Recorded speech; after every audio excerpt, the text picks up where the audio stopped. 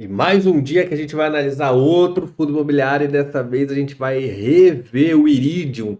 Hoje a gente já está no dia 15 de fevereiro, mas o relatório que a gente vai ver é o de dezembro, que é o último que está disponível. Vamos embora?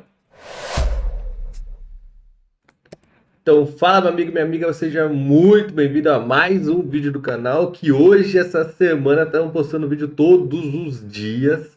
Então, se isso não merece um like, ó, se inscreve no canal que tem muita gente que está assistindo o vídeo, mas não está inscrito, beleza? Então vamos seguir acompanhando, dando uma força, eu faço, você faz, todo mundo dá certo.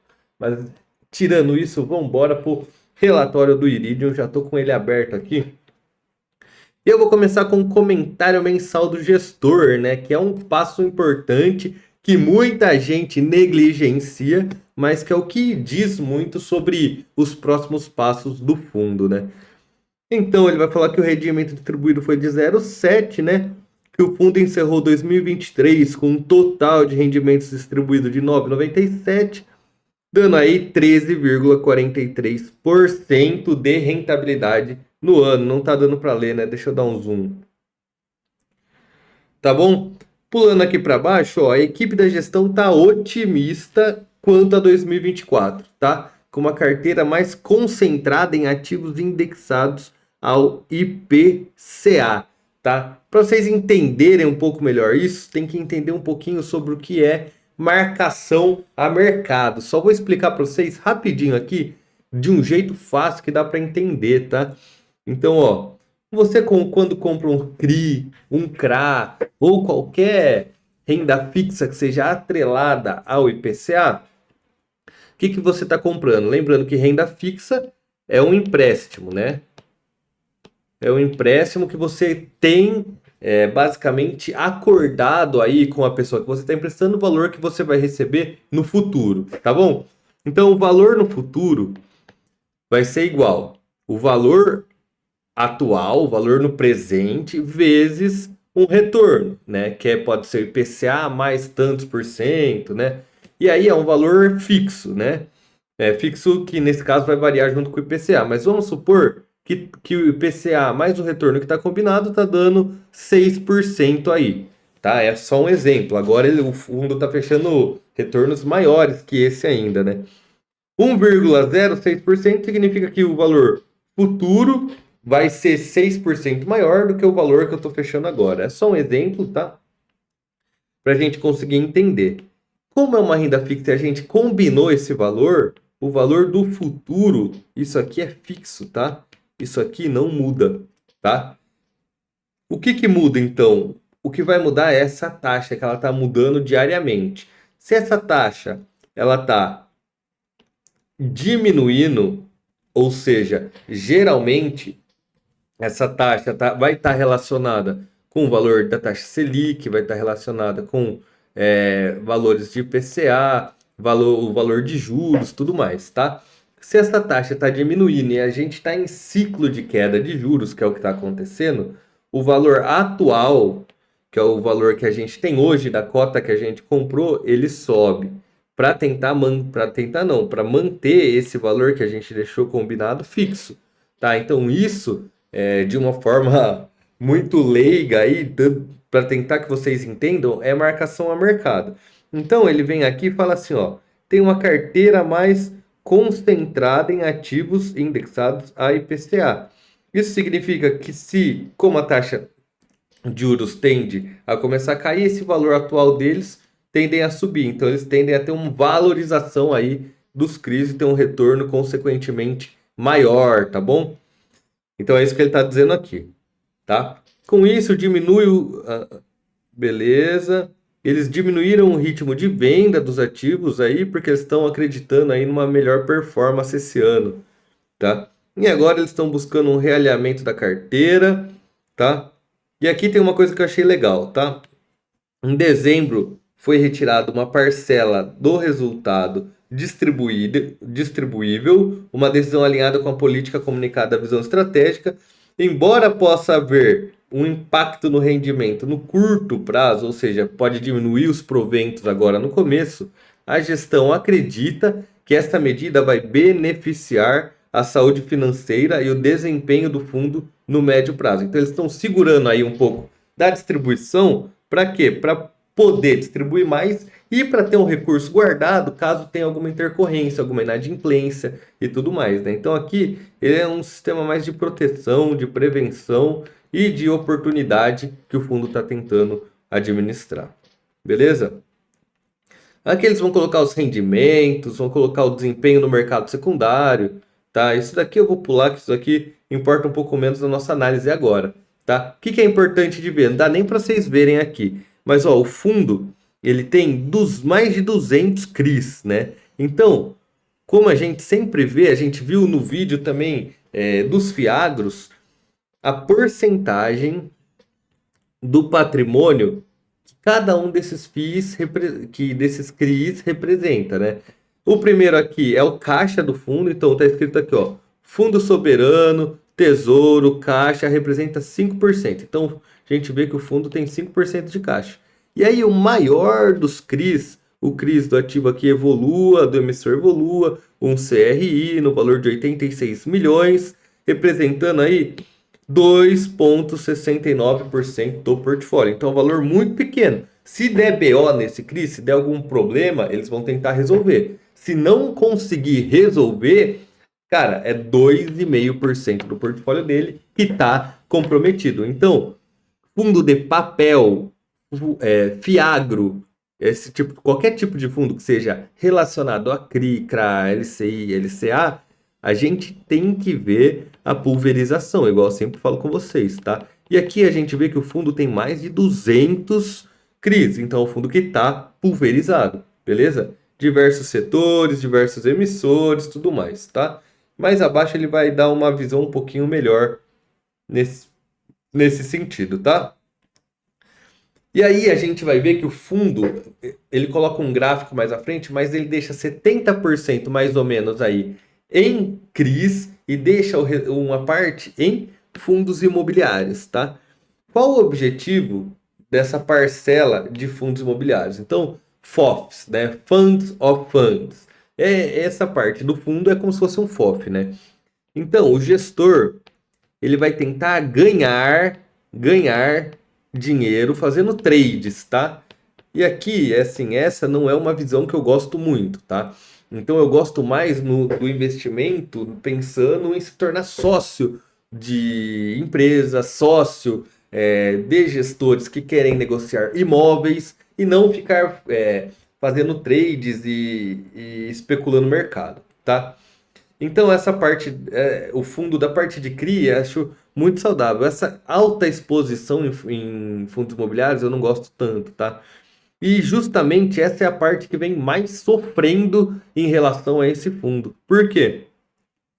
Eu deixei escrito ao lado aqui alguns preços atuais de alguns fundos da carteira, né? Então, o RBHY11, que é um fundo de papel, o custo médio que o fundo pagou foi 98, hoje está valendo 92.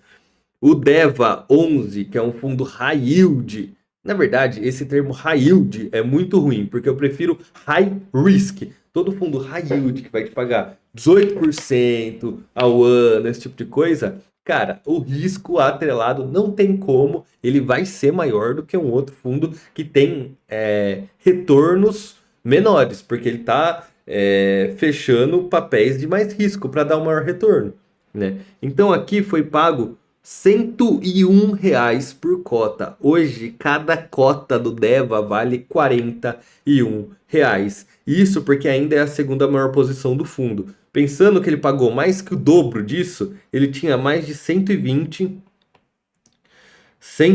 milhões em DEVA, né? Então aqui complicado. O mesmo aconteceu aqui com HCTR, né? HCTR é um fundo de hectare, também é um fundo de papel high risk, né? Foi pago R$ 120 por cota aí. Tá valendo 35. A gente pode fazer vezes 3 o valor que eles têm aqui. Então o fundo tinha pelo menos 60 milhões em HCTR, o que o tornaria pelo menos a segunda maior posição da carteira. Ou seja, isso aqui é desvalorização de patrimônio, perda de valor, né? Então, hoje o maior desafio do fundo é conseguir lidar com essa desvalorização das cotas, né?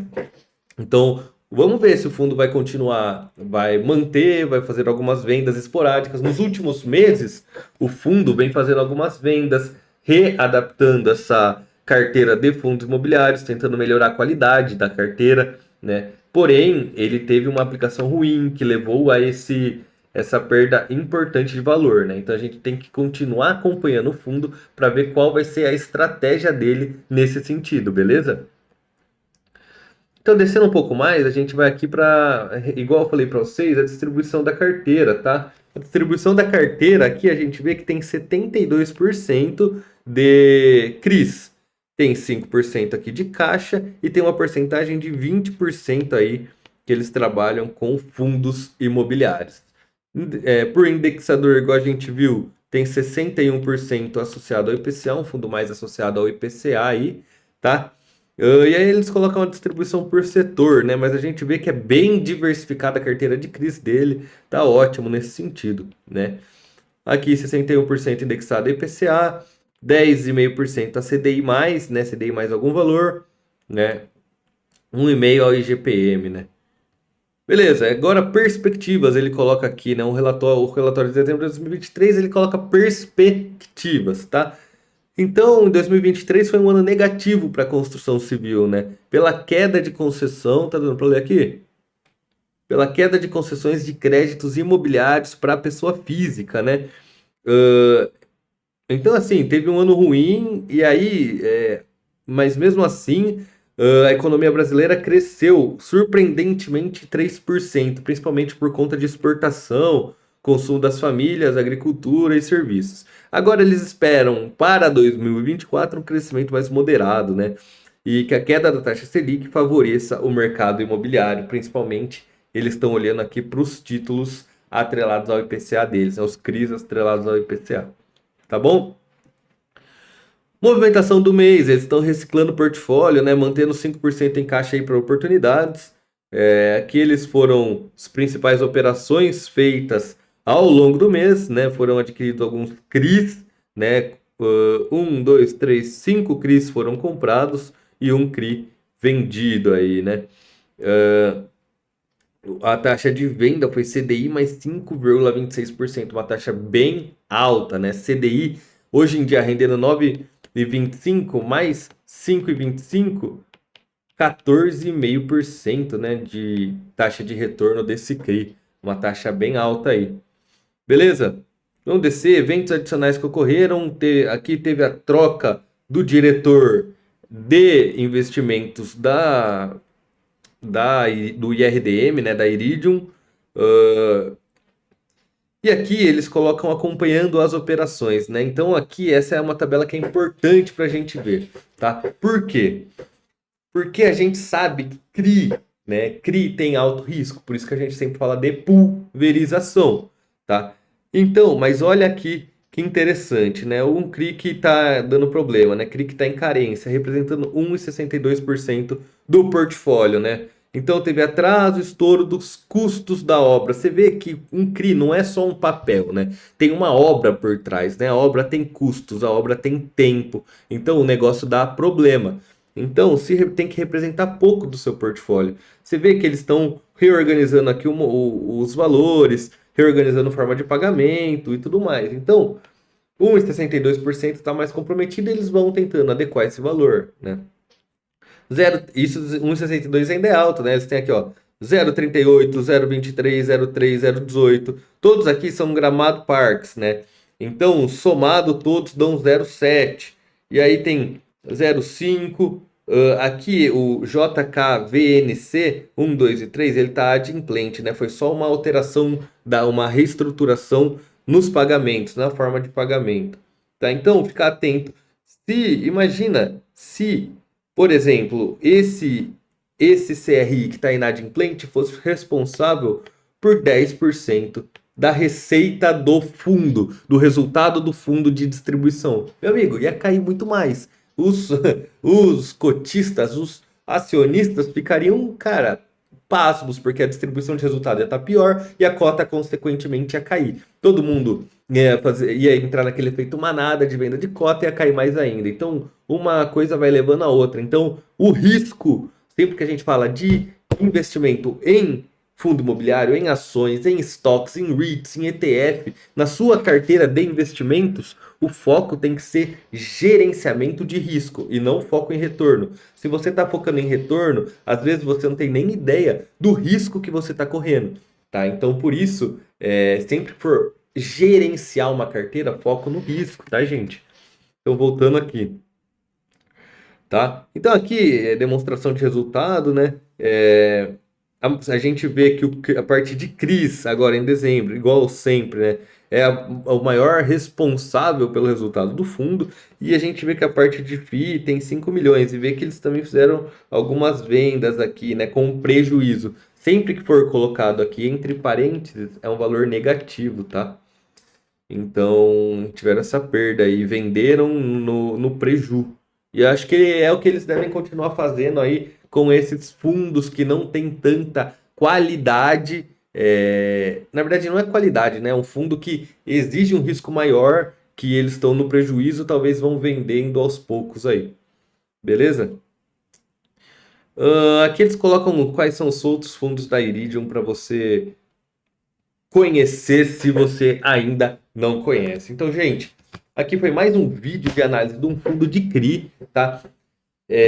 Espero que você tenha gostado. Eu peço encarecidamente que você se inscreva no canal. Tem muita gente vendo o vídeo que não é inscrito, mais de 50%, tá? Eu tô começando, eu preciso da ajuda de vocês aí, tá? Além disso, eu peço que você deixe no comentário um vídeo, uma sugestão de vídeo que você quer que eu faça, tá? Eu tô falando muito de fundos imobiliários nesses tempos, mas eu vou começar a falar também de ações voltadas para qualidade, tá? Não ação só focada em dividendo, nem só focada em crescimento, numa estratégia composta aí de longo prazo. Beleza, gente?